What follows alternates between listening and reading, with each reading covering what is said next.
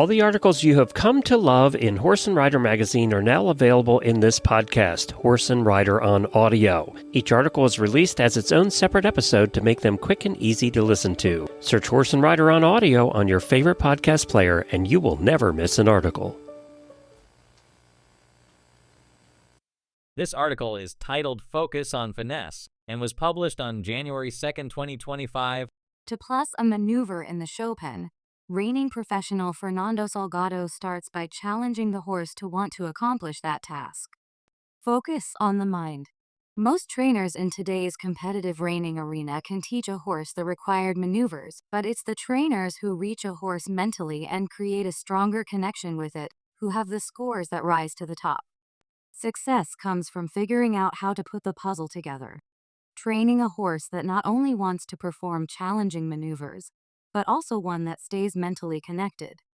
In my opinion, the three maneuvers that best demonstrate this connection and style are circles, turnarounds, and stops. When approaching each maneuver, I first show my horse what I want him to do. Then I ask him to perform it in a way that makes him feel like it's what he wants to do. It sounds simple, but it takes consistent training and riding to achieve this connection. Challenge the circles. One thing reflected in the judges' scorecards is my horse's style in their circles. They run relaxed with a nice top line, looking natural and not overtrained. That's something I'm proud of and strive to represent. When training a horse, especially a young or green one, I always ride with the show pen in mind. In the show ring, you can't be constantly picking up your hand to correct your horse. The goal is to show the judge that your horse is willingly guided throughout the pattern. If your horse is not standing up in his circles or leaning one way or another, and you're having to use a lot of hand to get your horse to stay on the correct path, the judge is going to spot it. Instead of pulling or using my hands to correct a horse that's off circle, I challenge my horse to stay aligned with me. If he starts to lean one direction and goes off the circle I'm asking him to run, I'll lift my hand to put him back on the circle, then challenge him again by putting my hand back down and driving him forward with my legs. I want to use my hands as little as possible and hold my horse accountable by having him guide around the circle without having a constant hold on him. Horses get distracted, and if my horse gets distracted and looks out of the circle, it shows he's not mentally with me. If this happens, I go to my legs to regain his attention. Then, if I need to, I'll pick up my hand. If my horse is fully committed to the circle, both mentally and physically, then in the show pen, any minor steering or adjustments I need to do will be minimal. Instead of constantly having to hold my horse in a circle, I'm going to challenge him to find the path he needs to be on and stay there.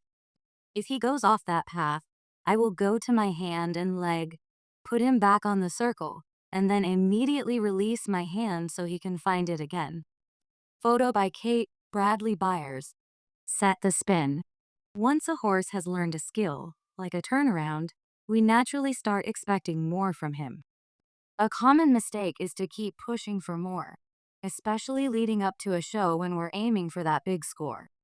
Instead, go back to the basics to ensure the turn feels like your horse's idea. If I'm having to drag my horse around in the turn or my horse is getting dull to my leg in the turn, I'll take him outside of the turn and work on getting my horse in the bridle and moving off my leg. Then, I'll invite him to the turn again, taking all the pressure away with a loose rein or loose leg. After 3 or 4 turns, I'll take my horse back outside of the turn and go back to trotting circles, where I can work on having my horse give to the bridle and move off my leg. I want my horse to learn that the turn is a great place to stay. When my horse is jumping out of the turn, that shows me that he's not mentally wanting to do the maneuver. This commonly happens when a rider puts too much pressure on their horse, asking for more speed than they're capable of doing. Eventually, their horse starts to associate the turn with hard work and no longer enjoys doing that maneuver. If I'm running into that problem with a horse, I'll spend more time trotting circles and moving my horse's body around, and less time asking for the turn. Then when it comes time to turn, I'm going to let it be my horse's idea and let him associate having a positive experience with spinning. This same idea can also be applied to a horse that struggles with starting the turn. If a horse is slow to start his turn and a rider starts drilling this piece repeatedly, asking for too much speed too quickly, it can become overwhelming to the horse. Now, the horse associates the spin with frustration and no longer wants to do the maneuver. Streamline stops.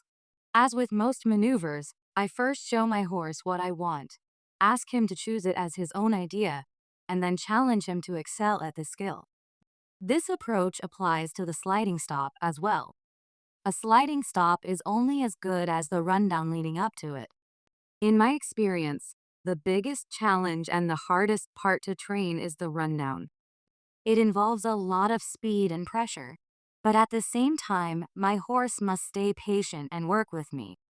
Remember, it's completely normal for a horse to anticipate what's coming next. Over time, a horse learns that after turning the corner and heading straight down the arena, they'll need to stop. For a perfect stop, your horse must be in front of you while still staying with you. The key difference between circles, where I want the horse under me and driving until he slows down, and the stop, where I want a free front end, is having my horse in front of me. It's important to keep my horse relaxed and to keep them thinking through the whole process. When I'm practicing stopping, I spend most of the time working on the rundown and then maybe 10% of the time stopping. To have a quality stop, I need to have control of my horse's speed and direction. I need to be able to put my hand down and challenge my horse to go forward and straight without leaning right or left, or speeding up or slowing down. Once again, I'm going to challenge my horse to pick the path I want him to take. I'll lope off and keep my hand down as if I were showing. In the first 2 or 3 strides, if my horse leans or changes his speed, I'll correct him and then go back to riding. By the time I reach the second half of the arena, I should be able to keep my hand down and ride to the stop. I almost let my horse find the end of the arena without feeling any pressure. When I'm practicing the stop at home, I spend more time working on the rundown than I do the actual stop to ensure my horse is with me and not anticipating stopping or taking off. Photo by Kate Bradley Byers. Note your horse. The most important thing is to ensure that the maneuver is your horse's idea. If you're heading to a show and know that your horse is only capable of marking a 0 in his circles, focus on achieving that speed to help build its confidence. Pushing your horse by shortening your reins and demanding more than he's comfortable with will backfire, resulting in a lower score and a lack of confidence in future runs. Horses remember these experiences, and if they feel pressured, they may become tight in the show pen. It's crucial to have a plan from home and stick to it during the show. Any necessary adjustments should be made in practice rather than in the arena. Show your horse what he can do well and build from there. Many riders, including myself, have attempted to push a horse beyond his comfort zone, but this often leads to negative outcomes when it counts. Finally, avoid worrying about what others are doing at the show, as this is a common pitfall. Stay focused on your game plan to prevent getting lost in the moment.